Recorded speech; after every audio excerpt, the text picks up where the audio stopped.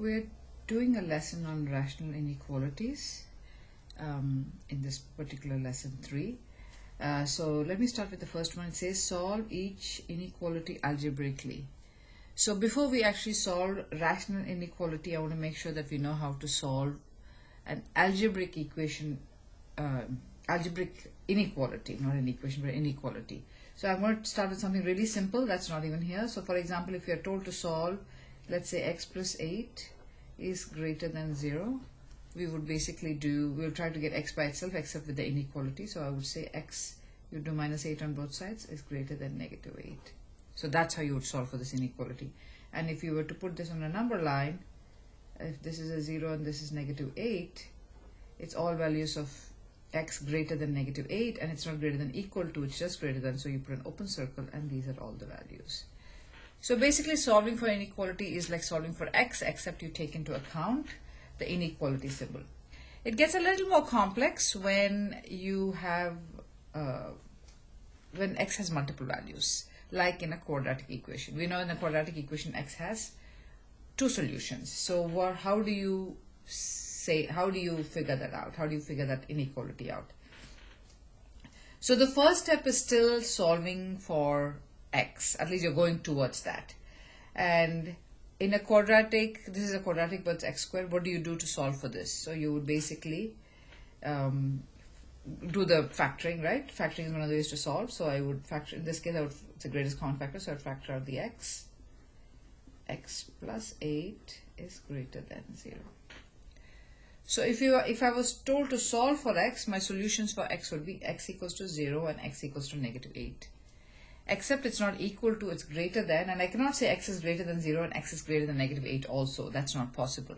So what happens is 0 and x equals to 0, and basically the two values 0 and negative 8 become something called as a critical numbers. It becomes critical numbers. So my critical numbers in these solutions are 0 and negative 8. And when I write Cn, it basically means critical numbers. This is where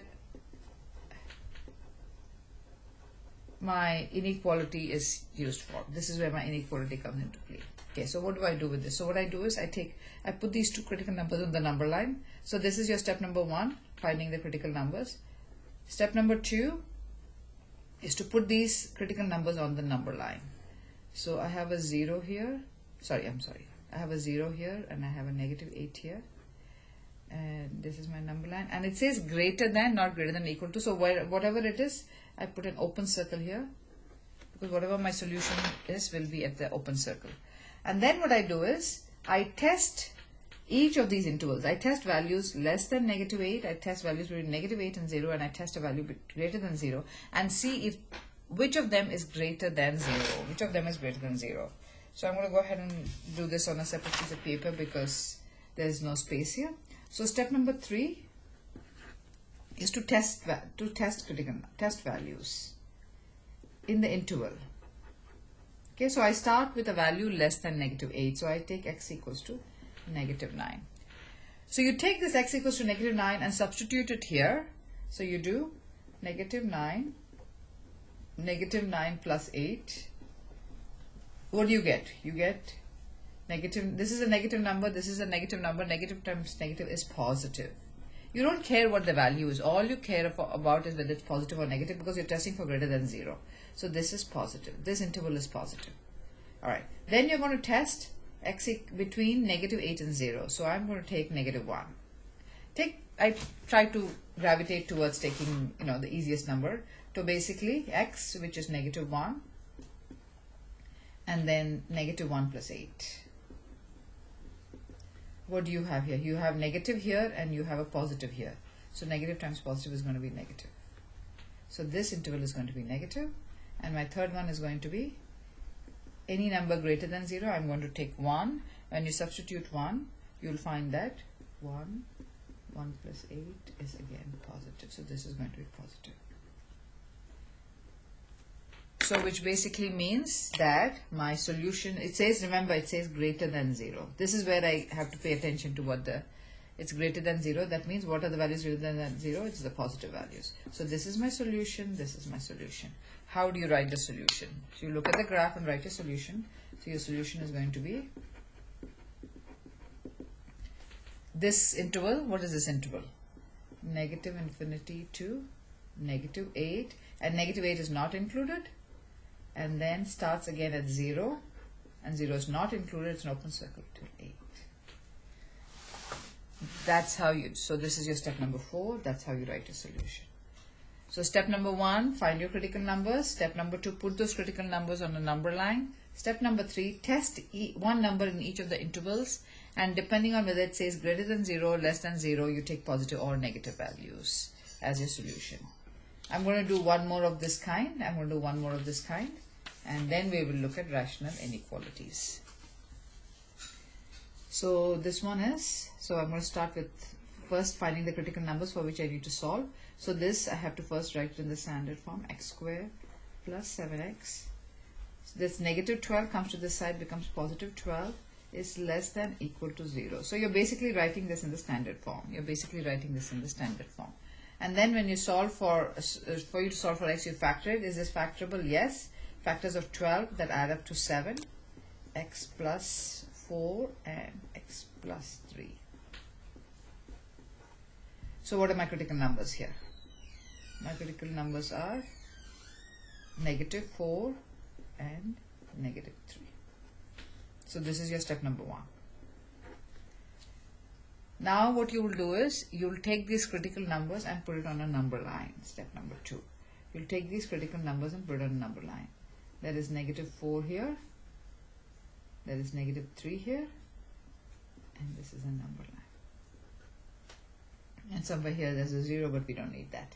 And then before I actually go on to taking this, I also like to make sure that I put my open and close circle. So this is less than equal to, because it's less than equal to 0, they will include these two values. It's going to be a closed circle.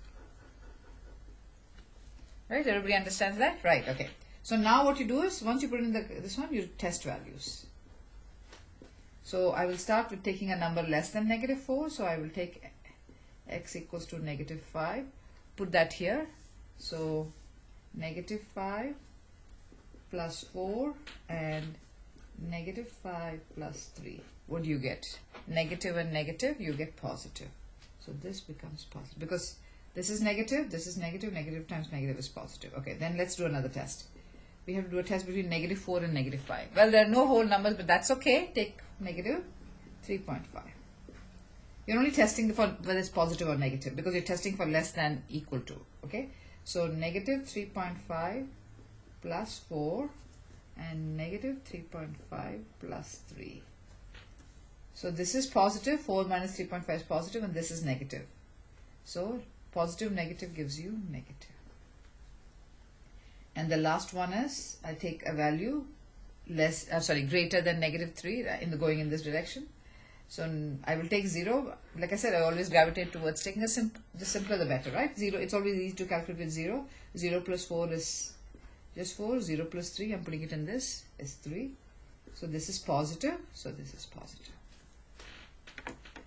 Alright, now let's pause. Which will be my solution? So this one says less than equal to 0. Less than basically means negative. So my solution is negative. That means my solution is this one. See how it varies? In the previous one, I took the positives because it said greater than equal to 0. Whereas this one says less than. So your negative ones will be the one that satisfies the equation. So my step number 4 is, how do you write this in the interval notation? All values of x between negative 4 and negative 3. And the negative 4 and negative 3 are included. So this is for solving your algebraic inequalities. There are 2 more problems on this section, and which you can look at the key and finish it up. I will continue this rational inequalities, but I will start in the next lesson.